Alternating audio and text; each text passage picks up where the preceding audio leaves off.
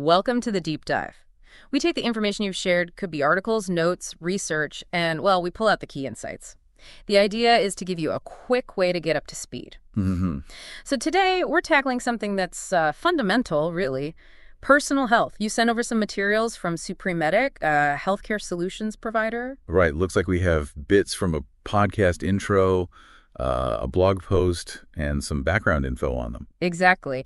And our mission, if you like, for this deep dive is to really understand why focusing on our health every day matters so much. Yeah, looking beyond just, reacting when we get sick.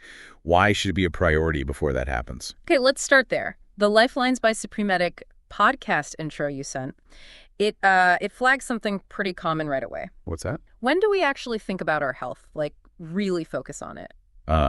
Usually when something hurts, right? Or we feel off when there's a problem. Exactly. We tend to be reactive, aches, pains, illness. That's when it gets our attention. That's the default for many people, I think.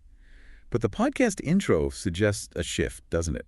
Viewing health differently. How so? Well, not just as something to fix when it's broken, but more like an ongoing relationship, something that needs continuous attention and care. Like maintaining a car, maybe? You don't wait for it to break down on the motorway? Precisely.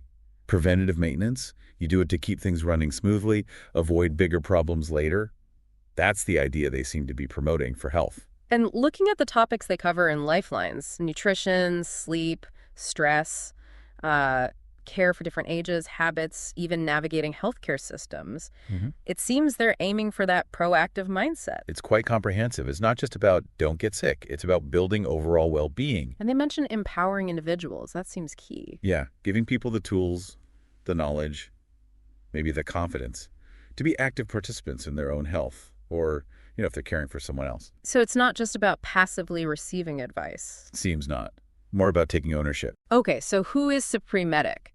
The materials mentioned their Lifelines initiative is community outreach. Right, but their core business, described in that other piece about healthcare investment, is actually behind the scenes. For over 10 years, they've been working on, improving hospitals in India. Planning, setup, recruitment, equipment, accreditation. So they're deeply embedded in the healthcare system itself. Exactly, which you could argue gives their perspective on personal health a certain foundation. They see the end results when things go wrong, presumably. So this Lifelines podcast and blog isn't just coming out of nowhere. It's sort of an extension of their core mission. That's how it reads. Taking that system-level understanding and bringing it directly to individuals. It gives their message context, I think. Okay, that makes sense. Let's pivot to the blog post then. Your health deserves a lifeline.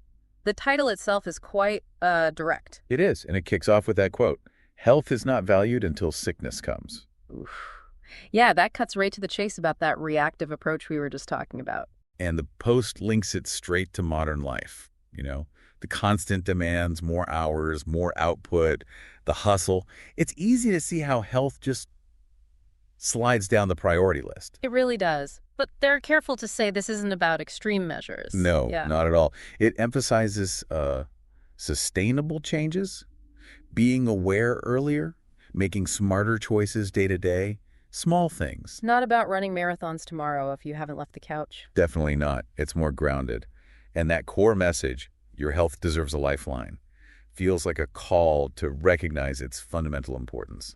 The blog also gives some really relatable examples of neglect, I guess. Yeah, those little things we brush off. Skipping breakfast because you're late. Or ignoring that nagging cough, blaming it on the weather or something. Or just feeling wiped out all the time and just saying, oh, it's just work. Right. And the screen time thing, too, trying to de-stress by scrolling, but then it messes with your sleep. Yeah, all those little habits. The post calls them warning lights. Which is such a clear metaphor. Like on your car dashboard, don't ignore the flashing light. Exactly. It's a signal. Something needs attention. So what does giving your health a lifeline actually mean, according to the post? What does it involve? Well, they break it down. First up is prioritizing prevention. So the regular checkups we sometimes put off? Yes, and knowing your personal risk factors, family history, lifestyle stuff, and acting early if something seems off. Being proactive, basically, not just waiting. Right. Then there's a big one. Listening to your body. Actually paying attention to those signals like fatigue, pain, digestive issues, even feeling low emotionally. Recognizing them as communication, not just annoyances to be powered through. Your body's trying to tell you something. That requires a bit of self-awareness, doesn't it? It does. And then crucially, it's about making small, lasting changes. Not giant leaps. No. The blog mentions simple things: drinking more water, trying to get slightly better sleep, moving a bit more, making slightly healthier food choices, things that can become habits. Manageable steps that add up. Exactly. Sustainable change. And the final piece is knowing what to do when you do get sick. Okay, what do they mean by that? Understanding, when it's okay to try home remedies, rest up, Yeah. but also recognizing when you really need to see a doctor. To stop something minor escalating. Pretty much. Preventing complications by seeking timely advice. It's all part of that Lifeline concept: support, safety, staying afloat. The post really hammers home the urgency too, doesn't it? The idea that health is the foundation. Yeah, absolutely. It underpins everything else: work, relationships, hobbies, dreams. If the foundation's shaky. Everything built on it is less stable. Makes sense. And they make the point that starting these healthy habits earlier makes them easier to stick with long term. Less effort to maintain later. There's also that mention of the pandemic, which feels very relevant. Right, how it's sort of heightened awareness about health fragility, but also about resilience. And personal choices play a huge role in that resilience. It connects individual actions to that bigger picture of well-being. Definitely. And looking ahead, the blog mentions future topics in their series: daily habits, red flags, staying active simply, boosting immunity through basics like nutrition, sleep, stress management. So it paints a picture of an ongoing journey, not a one-off fix. Exactly. A comprehensive approach. The themes seem to be preparedness, proactivity, self-care. Feeling equipped rather than just reacting. Yes. And I like the final thought in the blog post. What was that? Viewing your health as a companion. Yeah. A lifelong companion that deserves attention and care. That's a nice way to frame it. Not just a machine that might break, but something you journey with. Yeah. It shifts the perspective again. And it suggests this whole process, even just thinking about it like we are now, is part of giving your health that support. A lifeline in itself, perhaps? A chance to pause and think.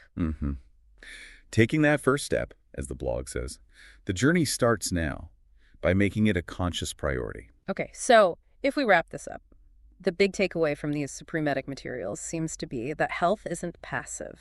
No, it's an active, ongoing process, a relationship you build with your body and mind every day, not just crisis management. And critically, it doesn't have to be overwhelming. Small, consistent actions matter.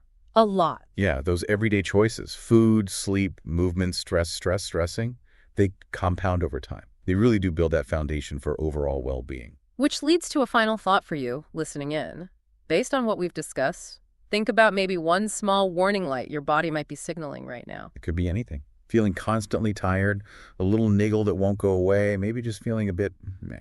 Just one thing. And then ask yourself, what's one tiny, manageable step you could realistically take today, or maybe this week, to give that aspect of your health just a little bit more attention? Just one small action. And remember, these insights we explored come partly from Supremedic Consultancy PVT Ltd folks with deep experience working to improve healthcare from the inside out.